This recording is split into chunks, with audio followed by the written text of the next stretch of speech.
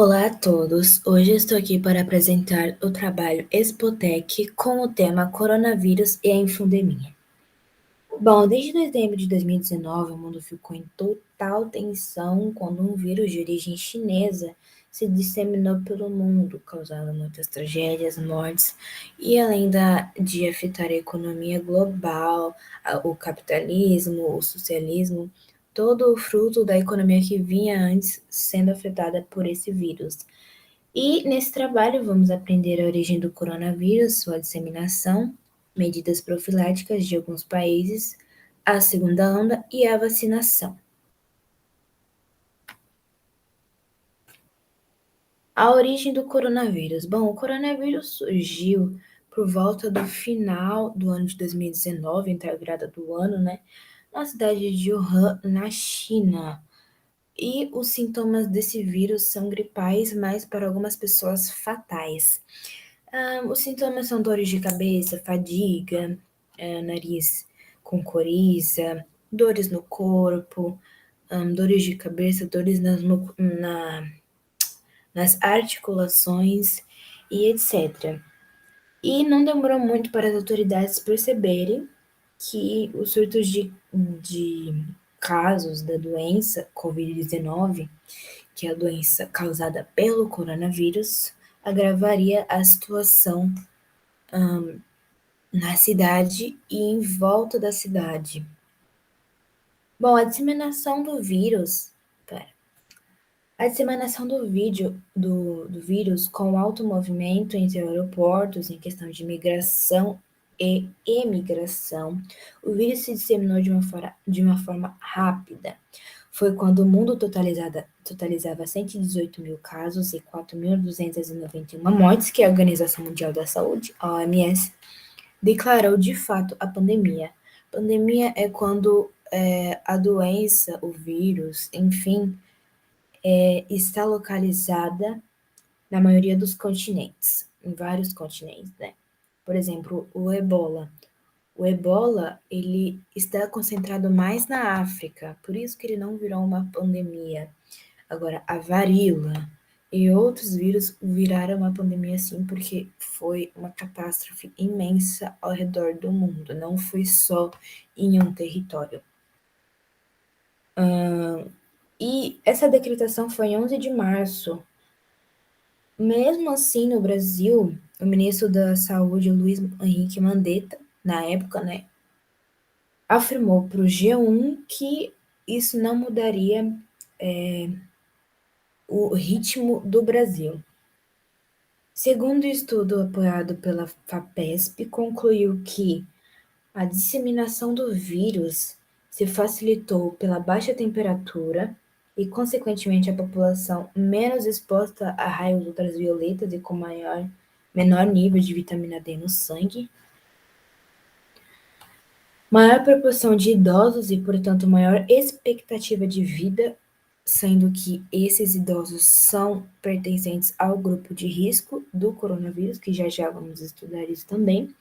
A maior proporção de idosos, isso eu já falei, maior número de turistas internacionais nos primeiros dias da epidemia. Como eu já havia falado, antes de ser uma pandemia, era uma epidemia na China normal, então ninguém considerou isso uma grande pandemia. Então, os fluxos de imigração e migração de navios, aeroportos, carros e tudo mais, aí não funcionavam, porque a gente estava no auge da nossa economia, né? Quando a tecnologia nos favoreceu e tudo mais.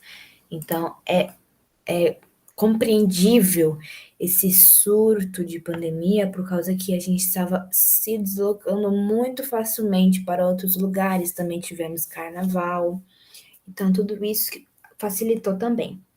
Temos também o início precoce do surto, países onde a doença chegou primeiro demoraram mais para tomar as medidas de prevenção, como por exemplo no Brasil, né, porque o o decreto da OMS com a pandemia foi de 11 de março, mas mesmo assim Luiz Henrique Mandetta disse que não afetaria as atividades econômicas do Brasil e outras atividades também. A maior prevalência do câncer de pulmão, câncer geral e de DPOC, doença pulmonar obstrutiva crônica, como eu havia falado, esse vírus ataca principalmente as vias aéreas, como se fosse sintomas gripais mesmo, sintomas que exigem o pulmão, nariz, a boca, todo tipo de coisa que pode entrar e pode sair. O ar, né, as gotículas salivares.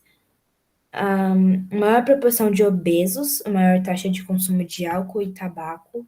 O álcool, ele inibe muitas vitaminas e hormônios primordiais para nossa imunização contra as doenças por aí. E o tabaco nem se fala, né? Que agride totalmente o pulmão. Se você vê uma pessoa que fuma e vê o pulmão dela, é nítido, o descuidado com a saúde. Você vê nitidamente que aquela pessoa é um grupo de risco para qualquer doença, não só para um vírus, como o coronavírus. Hábitos de saudação, que envolvem contato físico, como beijo, abraço e aperto de mão. Medidas profiláticas. De imediato, alguns países com explosão de casos já implantou as medidas profiláticas e teve outros que flexibilizam, mas viram que realmente é necessário as medidas, né? Como, por exemplo, nos Estados Unidos, o presidente da época, né, em 2020, que era o Donald Trump, ele ainda não acreditava que a pandemia era tão alarmante assim, porque tinha poucas mortes, mas quando ele cuspiu para cima e caiu nele mesmo, com a explosão de casos que estava tendo nos Estados Unidos, ele mesmo sugeriu a higienização das mãos, sempre usar máscara, não tocar nos olhos, nariz e a boca sem estar higienizados, ao tossir e espirrar, cobrir a boca e com o nariz antebraço, e o distanciamento social. Mas ele não proibiu que os governadores dos estados implantem a quarentena. Ele só não acreditava no efeito que ela poderia causar, entendeu?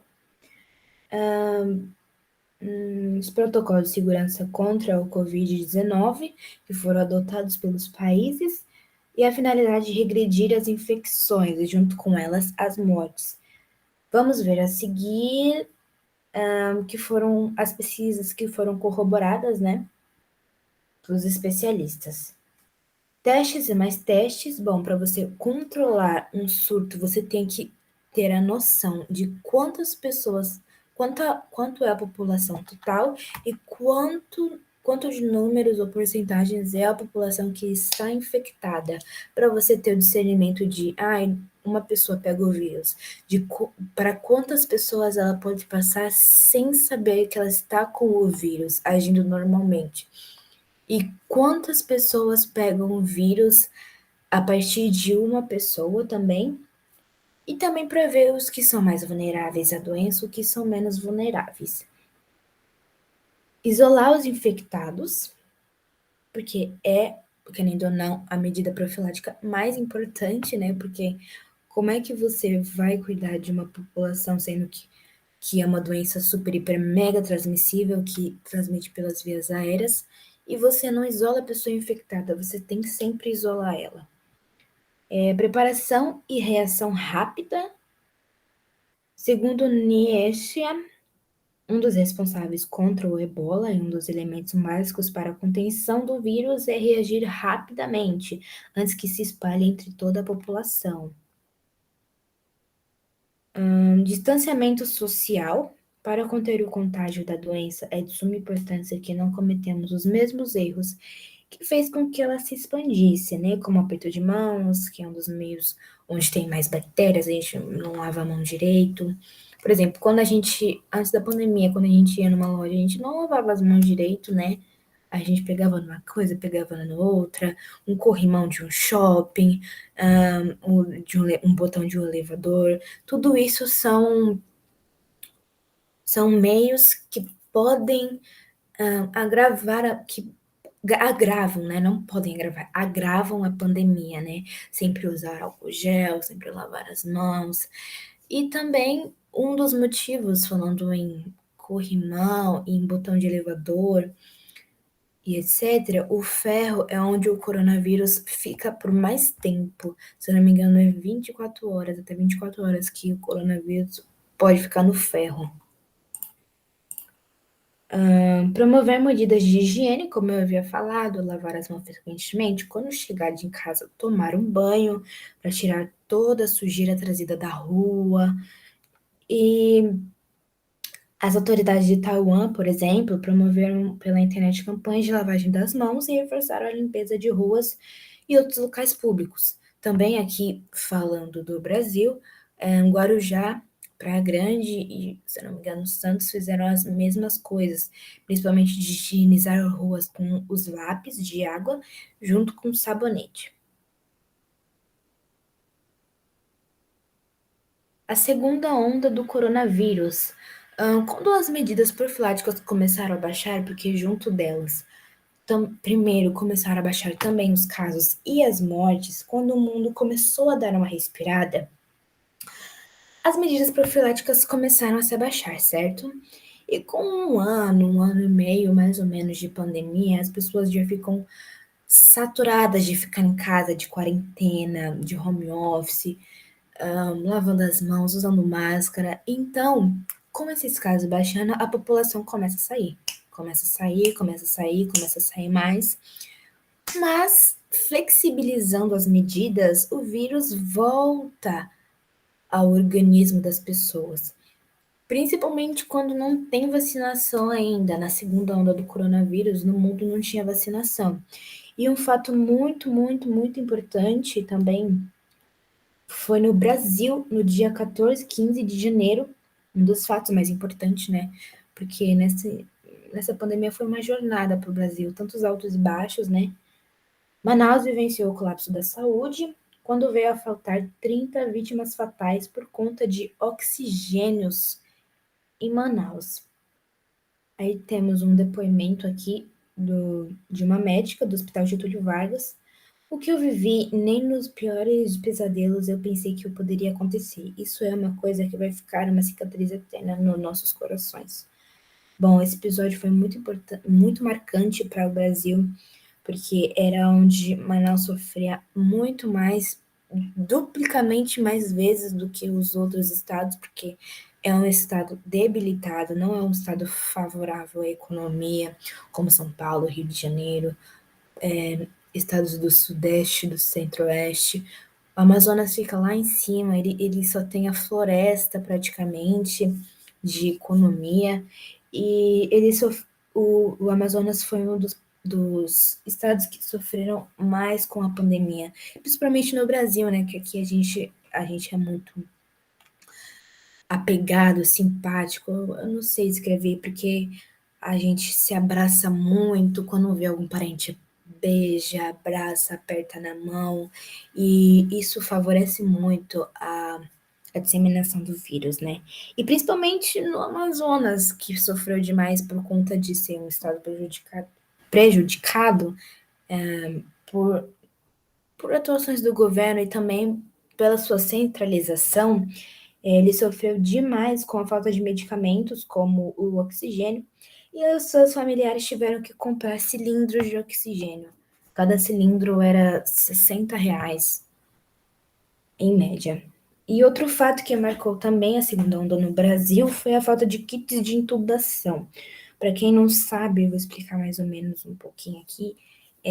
Você precisa do intubador e você precisa do sedativo, porque, querendo ou não, o intubador entra nas suas vias aéreas, pega essa parte da garganta, da tireoide, e veio a faltar os sedativos, nos kits de intubação. Então, as pessoas, os enfermeiros começaram a acorrentar, acorrentar mesmo os pacientes. Isso me dá até um arrepio, porque é muito, muito triste.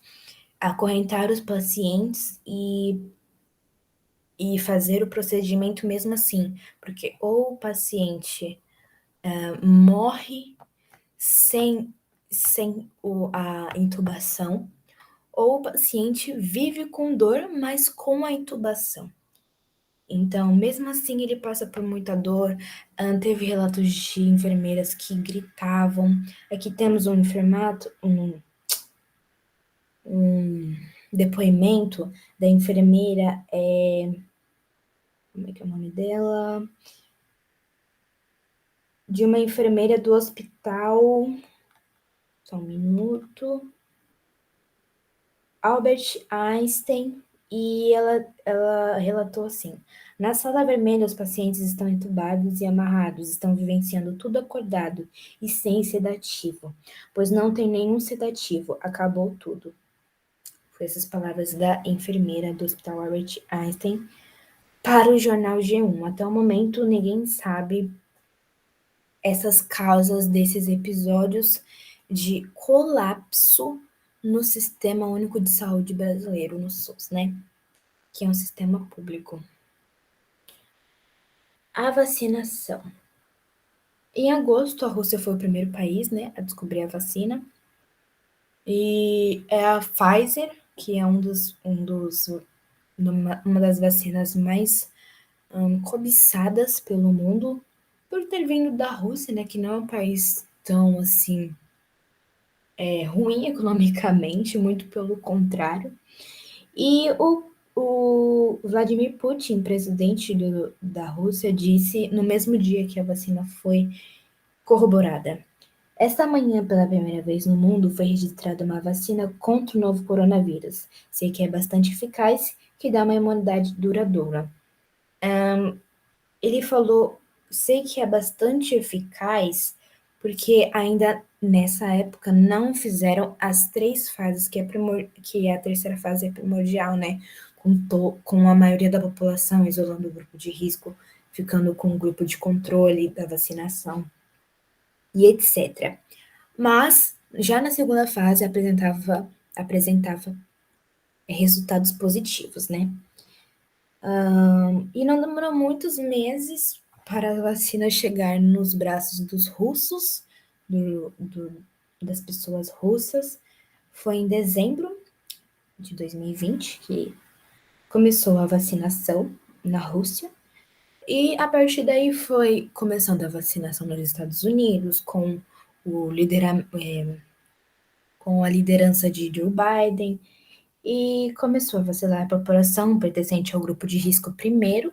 A maioria dos países fizeram com a população de grupo de risco primeiro, e depois foi abaixando. Por exemplo, o grupo de risco são os idosos, né? Porque este século que nós estamos vivendo não é relacionado ao país, mas o século, principalmente o século da tecnologia, o século da evolução tecnológica, o século da evolução econômica, faz uma longevidade de vida muito grande nas pessoas. Por exemplo, Santos é uma cidade excelente para se morar. Ela pensa na parte biológica, ela pensa nos moradores, ela pensa na praticidade do dia a dia. Você pode perceber que Santos, a maioria da população é idosa. Então, isso é uma característica da região, ter a população idosa, porque apresenta uma longevidade de vida e também uma praticidade, uma, uma ótima expectativa de vida também. Então, por isso que as pessoas começaram pelo grupo de risco. Grupo de risco, pessoas de 100 anos. Depois das pessoas de 100 anos, depois de uma semana, tô tirando pelo Brasil, tá? Depois de uma semana, começou as pessoas que têm 99, 98 anos. Depois das pessoas de 98 anos, daqui a 2 semanas, vinha as pessoas de 97, a partir de 97 anos e assim por diante. Como não tinha muita vacina ainda no Brasil, porque o Brasil ainda não tinha o transborde de vacinas, né? Porque na época era só Coronavac e Oxford. Hoje temos Coronavac, Oxford, Janssen e Pfizer também. E logo, logo que deu errado, mas pode dar certo algum dia, a Covaxin, né, que é a CPI da Covid até agora está vendo se a Covaxin foi fraude, foi corrupção, foi lavagem, enfim. E, enfim, começando pelo grupo de risco, a maioria dos grupos de risco, tirando os idosos, são portadores de doenças crônicas, como diabetes e hipertensão, asma, doença pulmonar, obstrutiva, crônica e indivíduos fumantes, que fazem uso do tabaco, incluindo o narguilé. Acima de 60 anos, como eu havia falado, gestantes, puérpera e crianças menores de 5 anos. Por que crianças menores de 5 anos? Porque o organismo ainda está se formando, ele não tem a imunidade completa, como uma pessoa de 20 anos, de 30, 40 anos tem. E depois, os países foram vacinando os menos vulneráveis. Vamos ver a seguir as vacinas mais cobiçadas do mundo, as vacinas mais importantes. A Pfizer, que foi a primeira vacina, né, a ser descoberta, foi no país Estados Unidos e Alemanha, que aplica ela também. Esse estudo foi realizado antes do Brasil obter a vacina Pfizer, tá? Por isso que está Estados Unidos, Alemanha, mas também hoje, dia 26 de nove de 2021, está também no Brasil. A eficácia dela é de 95%, fases de teste, 3 fases concluídas, depois de dezembro, né, que o Putin havia proporcionado para nós a terceira fase e continuou dando resultado certo, então ela foi finalmente corroborada. E pessoas testadas foi 43.661 voluntários entre Estados Unidos, Brasil, Argentina, Alemanha, Turquia e África do Sul. Temos a vacina Moderna, que o país é Estados Unidos, a eficácia é de 94,5%. Fases de testes, as 3 concluídas, check. Pessoas testadas foram 30 mil voluntários nos Estados Unidos. Sputnik V, que é da Rússia, eficácia de 91,4%. Fase de testes, 3 fases em andamento. Pessoas testadas 40 mil na Rússia. AstraZeneca, Oxford, o país dela é o Reino Unido, eficácia de 70,4%, fases de testes as 3 concluídas, com o resultado revisado, o que é um ponto positivíssimo para a vacina, né?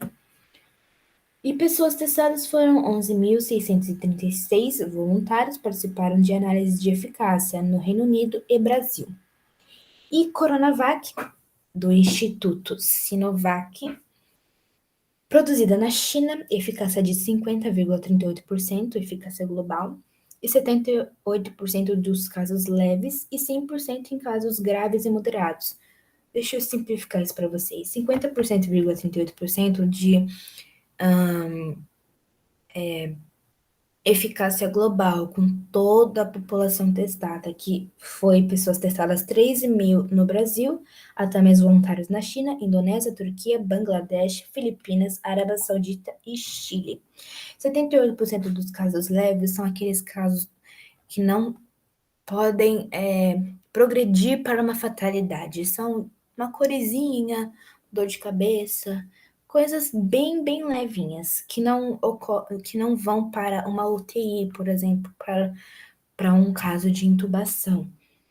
E 100% dos casos graves e moderados, 100% de eficácia em casos graves e moderados, ou seja, quando você tem a vacina Coronavac, os casos graves e moderados têm uma redução de 100%, ou seja, não tem nenhuma chance de você ter casos graves e moderados. Fases de testes, as 3 concluídas. Até o momento, 32,9% da população mundial já foi vacinada, e quem está liderando é a China, com 889 milhões, segundo o portal World in Data. E esse foi meu trabalho. Obrigada pela atenção.